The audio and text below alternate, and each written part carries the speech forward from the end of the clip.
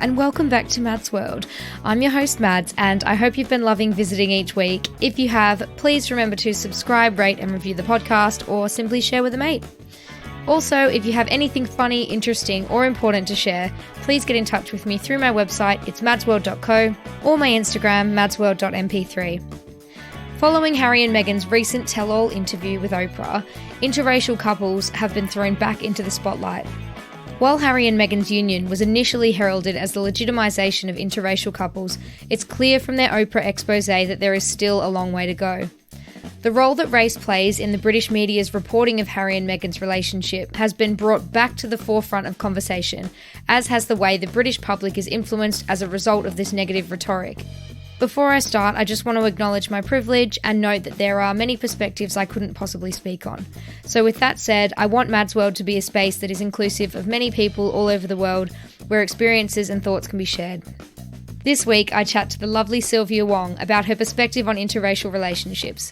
Currently in an interracial relationship herself, Sylvia has launched Represent Love, a social enterprise working on projects that highlight the ongoing prejudice towards interracial and intercultural couples and celebrate diversity and love. Alongside her partner Michael, they were motivated through their own experiences of prejudice to find a new way to empower and support other multicultural couples. Up next, you'll hear our chat about the challenges of being in an interracial relationship, including racism, fetishization, language barriers, culture, and family disapproval. Hello, Sylvia. Hi, Maddie. How are you? I'm good. It's been a very sunny week here in London. So I thought we could start with what I call the speed date round. So this is just sort of so our listeners out there can get a bit of a gauge on who you are and sort of paint a picture of you before we jump into our chat. So our first question is, how long have you been in a relationship? I've been in a relationship now for a year, so since last March, but thanks to COVID, I feel like it's been a lot longer.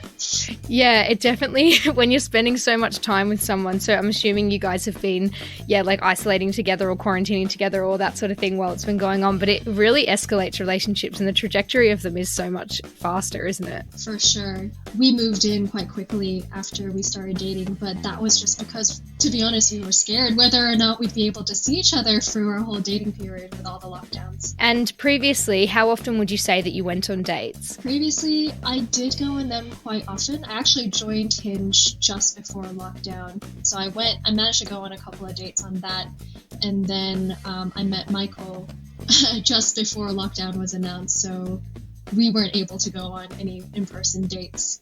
Yeah, I've only been on one real date with my current boyfriend. We had one like when Eat Out to Help Out was on or something last year. We went and had like a steak night just once, and we've been going out for 4 months or something. We've been on one date. So yeah, it's kind of sink or swim in lockdown with dating. I mean, we're going to look back on this in a few years and be like, how the hell did we navigate that? It's a very interesting time for dating for sure. For sure. And what's your usual type of guy? I'd say it's changed through the years. I think there has been a phase of bad boys for a while until you realize they aren't worth the hype. And then I had a thing for intellectuals for a while. But then since I dance, I think my type would have to be other dancers as well. So someone who loves to dance. Ah, okay. That's really interesting. I didn't know you were a dancer. Can you tell us more about that? What kind of dance do you do? Yeah, sure. I like to dabble in quite a lot of styles. I do some Latin dances, so like salsa, bachata, something called Brazilian zouk, which is a little bit more niche. But I also love my dance hall, so that's kind of a tangent and slightly different from everything else. Awesome. And what is the best thing about being in a relationship? Well, at the moment, it's not having to worry about sneaking out and, being able to laze around at home all day, knowing they still love you and have to be with you. But I think as cheesy as it is, probably the best thing about being with the right person is knowing you can just be yourself and not having to worry too much. I love that. And what's the best thing about being in an interracial relationship? Yeah, that's an interesting question. If I was joking, I'd say the stairs, but to be honest, we don't actually get that many stairs. We get them occasionally, but I just feel like it's something natural that happens when you are in an interracial relationship sometimes, even in London.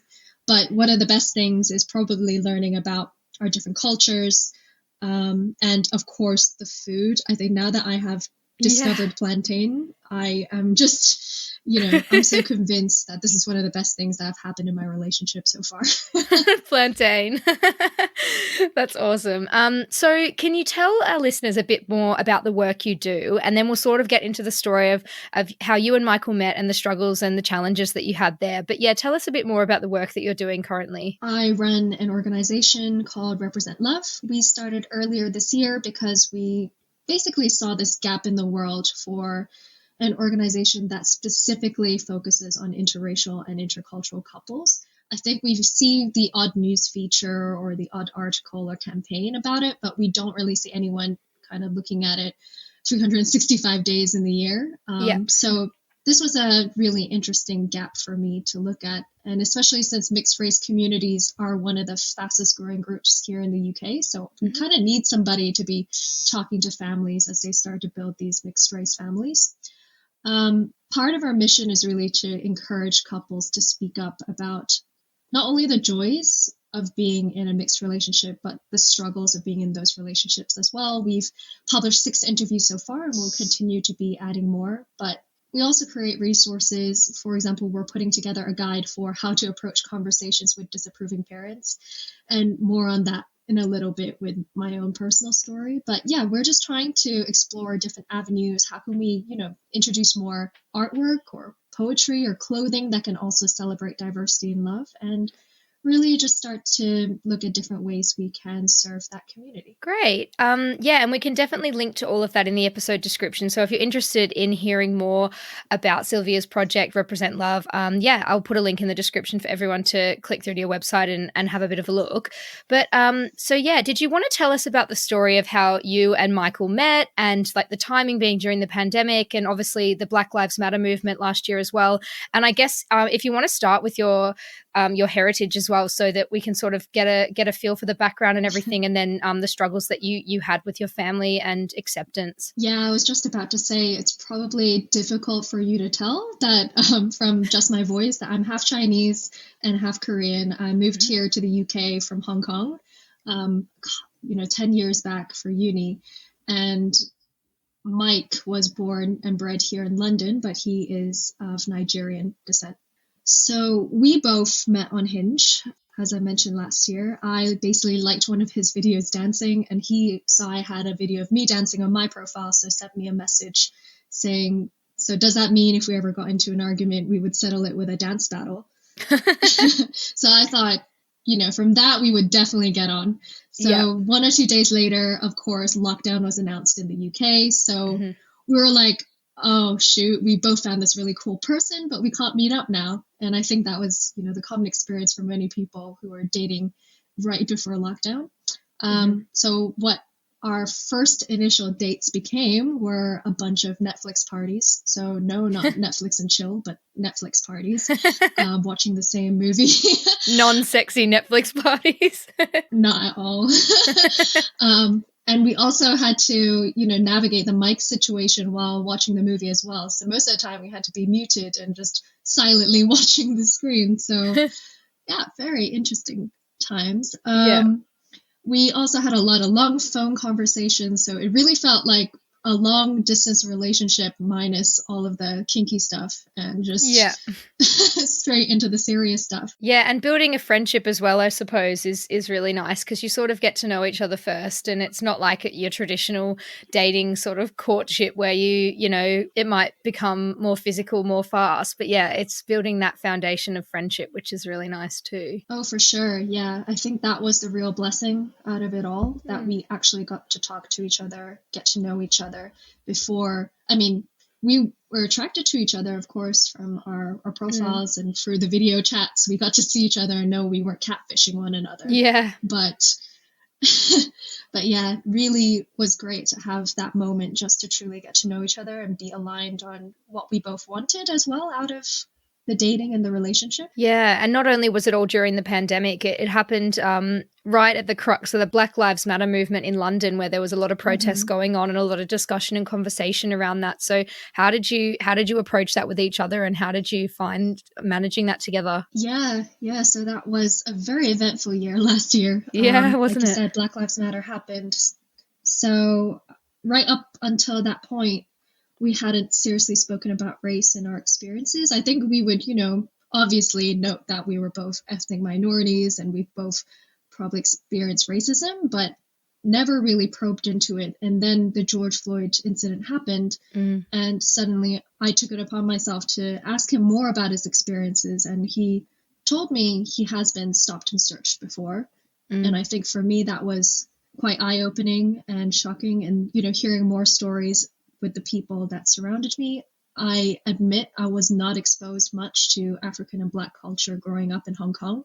We just didn't have that access, and the communities aren't that large over there. So it really compelled me to educate myself. And I would have probably done so anyway, without Michael, just because I care a lot about equality, obviously. But being with Michael made me feel like I suddenly had this duty and obligation to him as my chosen partner. And if we were talking about building a life together or a family, I also have that duty and obligation for future children, just to be informed and to know how can I talk to them about this kind of stuff. Yeah, definitely. And you mentioned to me that you did have struggles with acceptance and within your family and some family disapproval. Can you tell me more about that? Yeah. So I already knew at the very beginnings of dating Mike that it would potentially be an issue with my family, just because we've had the hypothetical chats in the past about, so what if I did date somebody Black? I mean, right now in Asian society, it's still an issue of colorism, but also, of course, racism based on that lack of exposure. So when I told my mom that I was dating Mike, and we're really close, we have a good relationship, me and my mom. So I thought that maybe she'd be open enough and time has passed enough from that initial hypothetical chat that she would be fine with it, or at least not as dramatic as it actually turned out to be. But yeah, she basically said a whole bunch of hurtful things. I think she didn't mean to make it sound hurtful, but that's just how it ended up coming across. She said things like, your life will be difficult. Think about your children. So, nod to what Meghan and Harry had to go through. Yeah. Worrying about, think about how difficult it is for the family.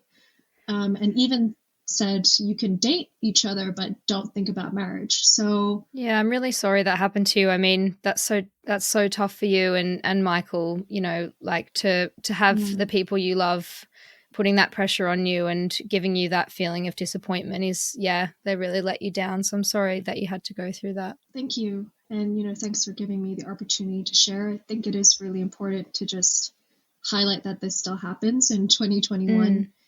And I am the first one in my family to be with a Black person, so it is very different for them. But somehow when I was dating, a white person, or I did date a Hispanic person in the past, it wasn't so much of a big issue. So I think this instance is where I really saw what it's like to have true family disapproval and actually what that means for mental health as well. Yeah, absolutely. And I guess this is a good opportunity to go into our left on red question round, where we have some questions from listeners, but just some really eye-opening questions as well that can sort of kickstart discussion, hopefully, with people listening. But you've touched on some of the main challenges that people in interracial relationships are met with. Can you tell me a bit more about how racism comes into play here? Sure thing.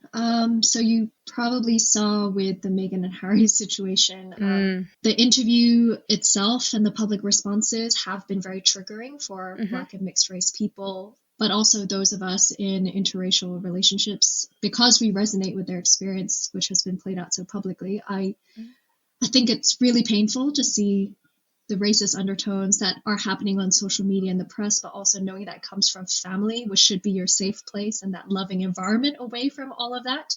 So I think from an interracial relationship point of view, with looking at that play out, it's just really sad to see that it's just an issue for all of us that we have to face. Yeah, 100%. And I think it's really interesting what you said about, the public response and what you see on social media and everything. I saw a good quote from that a couple of people I know shared, which said, Meghan won't see all of the racist or horrible comments that you say about her, but your friends that have been suicidal and your friends that are part of ethnic minorities will. So it's not even about, Meghan and Harry. It's about the wider picture and the horrible things that people say that do affect everyone around them in their social circles. Yeah, 100%. And I think if you live in a multicultural city like London, I think it's easy to think that, oh, interracial couples are everywhere, therefore they don't really face that much struggles because we can see them. But really, there's still pockets, as you said, on social media. There's still that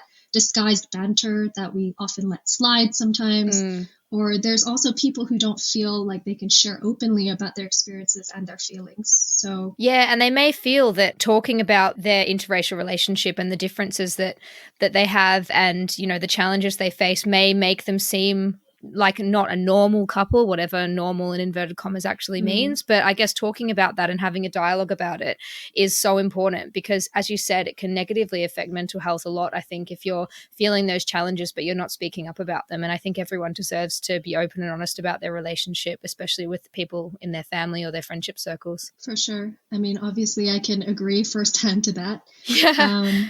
But I think it's also really important to note how your partner is also supporting you through this and how partners can speak up against racism. So, like, for example, Harry speaking up against the royal family is a huge step.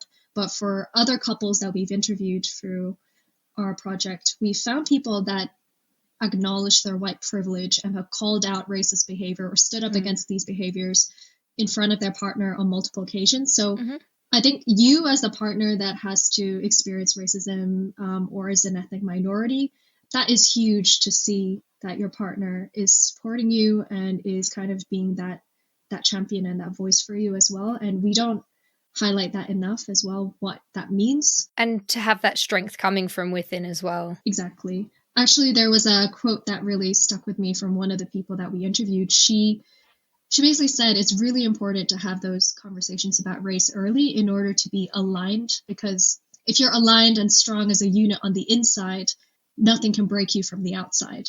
And I was just like, wow. Yeah, I really like that quote.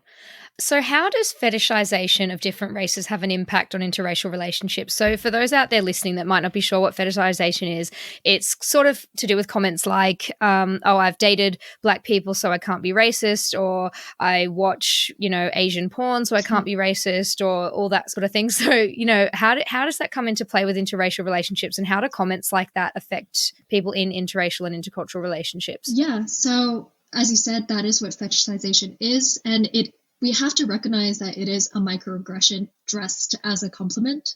Sadly, it is actually the common experience of dating for many ethnic minorities, whether it is, in the DMs, you get those sexual messages or inappropriate comments. But also with dating apps, I think it adds an extra layer to this because you have the ethnicity filter on those apps. For example, for Hinge and Tinder, you have that, which I think not only perpetuates fetishization, but now you can exclusively date within your own race or a specific race, which if you think about just the offline world, we don't really have that ability to just, unless you go to like specific social events or something like that, but we don't really have that ability to just say, okay, I'm going to forget everyone else, or I'm going to, cancel everyone else so that I only see this. Yeah, and you can't filter people out in real life. So that's such an interesting point that you've made that, offline, there's no ability to do that. That's just a totally new online thing which sort of segregates people and groups people. But yeah, I find that, that's a really interesting point. I think also another layer with online dating is because you're behind a screen, sometimes it creates this cloak or this kind of safety barrier for a lot of people to also say things that they may not usually say directly to someone face to face. So I remember seeing this this DM thread where a black guy got a message from another white girl who just said BLM with a little fist emoji, and he was just like, how do I react to this? Yeah. Like, what? Why have you sent me this? Exactly. Oh, God. In terms of the direct experience, now you start to become a lot more skeptical and wary of people that approach you, I think. You often find yourself checking, okay, is this person, like, what kind of questions are they asking me? Is this person really interested in me as the person, or are you just running off of some assumptions about my race. In particular, for Asian people, I guess we have a term called yellow fever. And so we kind of have a yellow fever radar where we're just checking. So I think to answer your point, it does affect us. And it's just getting harder and harder to see who's genuine. And can you tell me a bit more about how different religious and different faith backgrounds have an impact? So faith is a tricky one because it dictates your worldview, your customs, your rituals. And when you're in a relationship with somebody who doesn't share those worldviews and rituals and customs, there is that disconnect. So there'll be some people who don't believe in a higher power or not share your same religious views. But then what it comes down to is respect. At the end of the day, it's how open you are to accepting that your partner lives and processes the world differently to you. And for a lot of people, as easy as that sounds, they can claim like, yeah, I'm open to all kinds of views. But then when you're in a close relationship with somebody and you're trying to build a life together, you're trying to think about how you raise children or how you approach certain situations, then really how open are you to accepting that you can't always agree on everything? And how do you openly communicate about it? And not to the point where it becomes an argument and it can disrupt you or break you. I guess as well, that sort of leads into our next question of culture-bound beliefs. And what if you have different views on marriage, raising children, or lifestyle as a result of your religious or faith background? So how do you think we approach those challenges in interracial relationships? What's the best way? I guess respect and empathy, as you just said, are key. But are there any other ways that you think people can approach that? So respect always is number one, but there are also other things that could potentially help couples get around or help to manage this. So one thing could be learning about your partner's worldview. So actually purposely getting outside of your own view and trying to actively look out for books, movies, because we learn through storytelling, right? So I think there's a lot of different cultural resources that can help you get more understanding of where your partner's coming from, what they've been exposed to or informed on. Because sometimes it's really hard when there are really embedded cultural values or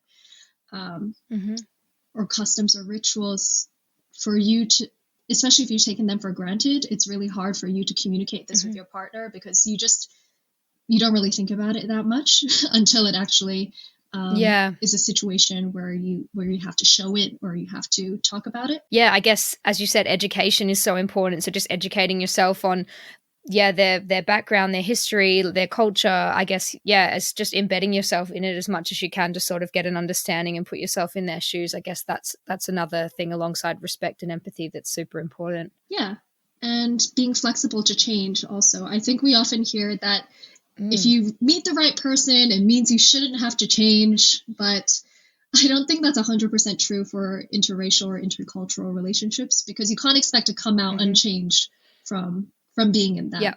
So I think you should be receptive to healthy change to adapt. For example, you might take on new holidays that you didn't previously celebrate before. Yeah. Maybe you don't fast for Ramadan, but because you're with somebody, you do it out of respect. So I think being open to change is a healthy thing to also help manage and navigate through those cultural differences. Yeah, I think being open to healthy change is such a powerful quote. I really love that. I think in any relationship, even not interracial, I mean, I know with my boyfriend, we've both sort of, you learn about each other, you learn about what each other likes and how you argue and how you bounce back from that. I guess being open to healthy change and lifestyle changes that might benefit you. Like I know that he encouraged me a lot in my sobriety journey and, he motivated me a lot. Like obviously I'm not changing for a man or whatever that rhetoric is, but I think being open to healthy change is definitely an important part of any relationship.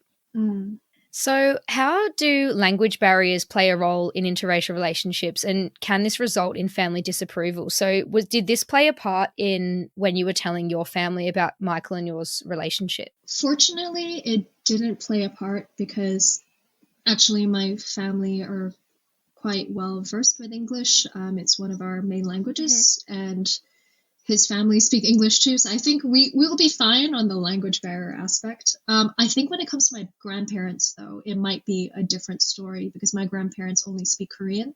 And I think they would be the ones with the more traditional views and kind of the older generation views of being slightly more prejudiced. So that might be a hurdle when we come to it. Yeah, I guess that sort of comes into play when we're talking about, you know, all of the issues that were raised in the Oprah interview as well. It's those older generations that have their values sort of set in stone because it's just the way that they've been raised and stuff. And comments about the color of Archie's skin and everything are coming from those older generations within the royal institution. So I guess, that is a huge challenge, is sort of the older family members. But I think having the discussion and starting the discussion, that's all you can really do, is try and empathize with people and speak to them in a way that resonates with them. And it'll take time. I think it's also important to recognize it's not an overnight thing. You're going to have multiple conversations. It might take years and years until you finally get a turning point.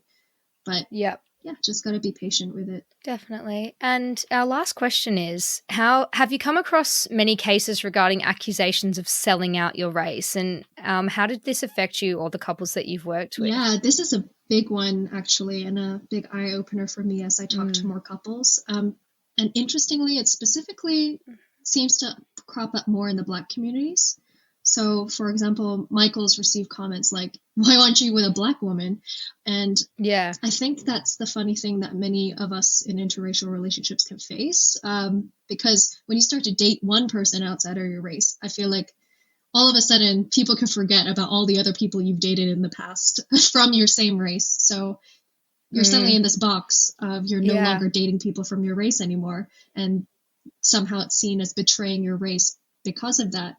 And other people we've interviewed, I mean, there's specifically 3 people that come to mind who all come from Black communities and have said that they've been labeled terms like coconut or like bounty, or why does it all have to be food? But like still it's they've been labeled by their communities as essentially giving up their cultural identity and assuming someone else's. So that's been a really interesting thing to note. That still happens. It's really interesting. And that's, I'm sorry that that's happened as well with you and Michael, because obviously, as we said, it's going to be learning about each other's cultures and then being open to healthy change. And it's not giving up your identity. It's sort of opening your world to a new one and letting somebody else into your life, which is, I guess a factor in any relationship, especially interracial relationships. For sure. Unless you're one of those people that are racially filtering out people, you don't choose who you love. So I feel like no one should have the right to lay claim on your happiness, and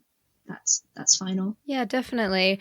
Well, that is our last question. So thank you so much for joining us, Sylvia. This has been a really eye-opening episode, and I think everyone's going to really have enjoyed listening to it. But was there a note that you wanted to leave it on, or a final thing you wanted to say? I feel like I could truly talk over and like on and on about this, because there's just so much to unpack and so much layers to this. But I think at the end of the day, that quote, I think it always comes back to that quote for me. Just, it is about you and your partner. You can have, things that come at you from all kinds of directions, even from those close to you, like your family.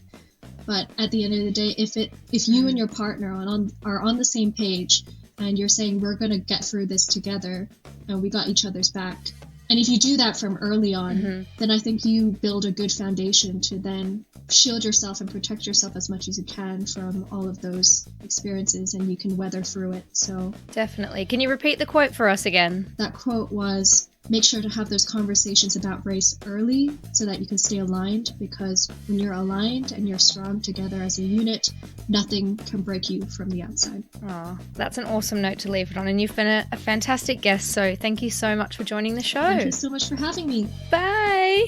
I hope you enjoyed my chat with Sylvia. Please get in touch with me if you have any stories or thoughts of your own to share. On my Instagram, it's @madsworld.mp3, or through my website, it's madsworld.co. Love and elbow taps. Peace.